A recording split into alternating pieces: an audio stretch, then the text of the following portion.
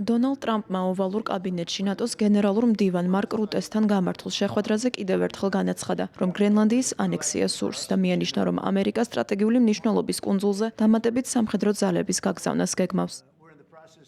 ფიქრობ ეს მოხდება, თქვა ამერიკის პრეზიდენტმა პასუხად შეკითხვაზე, თუ როგორია მისი ხედვა გრენლანდიის შესაძლო ანექსიის შესახებ და დაამატა, რომ ნატოს გენერალურ მდივანს ამ საკითხში გადამწყვეტი როლის შესრულება შეუძლია. ფიქრობ ეს მოხდება. ამაზე წინასწარ ბევრი არ მიფიქრია, მაგრამ ახლა ვზივარ კაცთან, რომელიც ამ მიმართულებით შესაძლოა ძალიან მნიშვნელოვანი აღმოჩნდეს.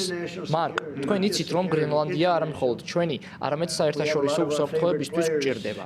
ძალიან ფრთხილად უნდა ვიყოთ. უნდა განვიხილოთ ეს საკითხი თქვენთან ერთად.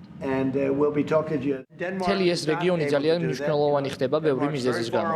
როგორც იცით, იქ არის პირდაპირი მარშრუტები აზიასთან, რუსეთთან. თავდაცვა გვჭირდება, ხოლო დანია ამას ვერ ახერხებს. დანია ძალიან შორსაა და ვერაფერს შეძლებს.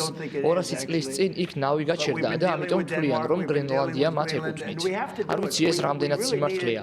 არ მგონია სიმართლე იყოს. ეს ძალიან გჭირდება ეროვნული უსაფრთხოებისთვის. ამიტომ ვფიქრობ, რომ ნატოს მოუწევს რაიმე ფორმით ჩართვა. იცით, რომ უკვე გვაქვს რამდენიმე ბაზა გრენლანდიაში და არც თუ ისეთ ცოტა სამხედრო. შესაძლოა სულ უფრო მეტი ჯარისკაცი გავგზავნოთ იქ. Maybe you'll see more and more soldiers go there. I don't know.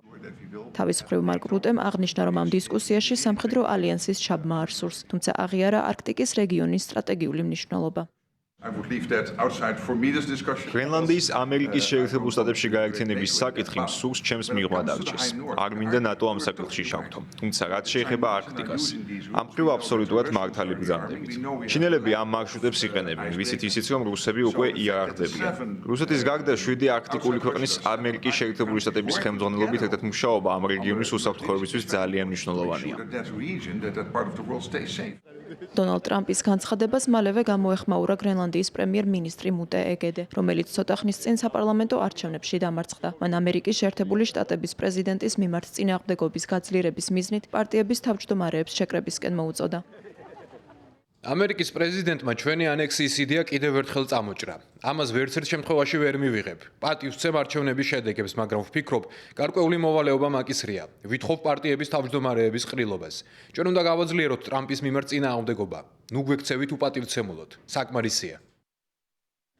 პრემიერ-მინისტრის მსგავსად გრენლანდიის პარლამენტის ყველა მნიშვნელოვანი პარტია აცხადებს, რომ არ სურთ მათი ტერიტორია შეერთებული შტატების ნაწილი გახდეს. დონალდ ტრამპის განცხადებები დაგმო იენს ფრედერიკ ნილსენმაც, დემოკრატიული პარტიის ლიდერმა, რომელმაც 11 მარტს გამართულ საპარლამენტო არჩევნებში გამარჯვება მოიპოვა და სავარაუდოდ გრენლანდიის პრემიერ-მინისტრის პოსტს დაიკავებს. შეერთებული შტატების პრეზიდენტის გეგმებს ასევე გამოეხმაურა დანიის საგარეო მინისტრი ლარს რასმუსენი. მედიასთან საუბარში მინისტრმა განაცხადა, რომ კუნძულის ანექსირება არც ნატოს ხელშეკრულების, არც გაეროს ქარტიის და არც საერთაშორისო სამართლის თანახმად არ არის დაშვებული. მიუხედავად დონალდ ტრამპის იმპერიალისტური ხედვებისა, გრენლანდია დამოუკიდებლობის გზაზე რჩება. სამშაბათს გამართულ არჩევნებში 5 წამყვანი პარტიიდან 4 სწორედ დამოუკიდებლობას უჭერს მხარს. დამოუკიდებლობისკენ სწრაფამ რეალური სახე ჯერ კიდევ 2009 წელს მიიღო, როდესაც კოპენჰაგენმა საერთაშორისო სამართლის პრინციპების გათვალისწინებით გრენლანდიის თვითგამორკვევის უფლება აღიარა.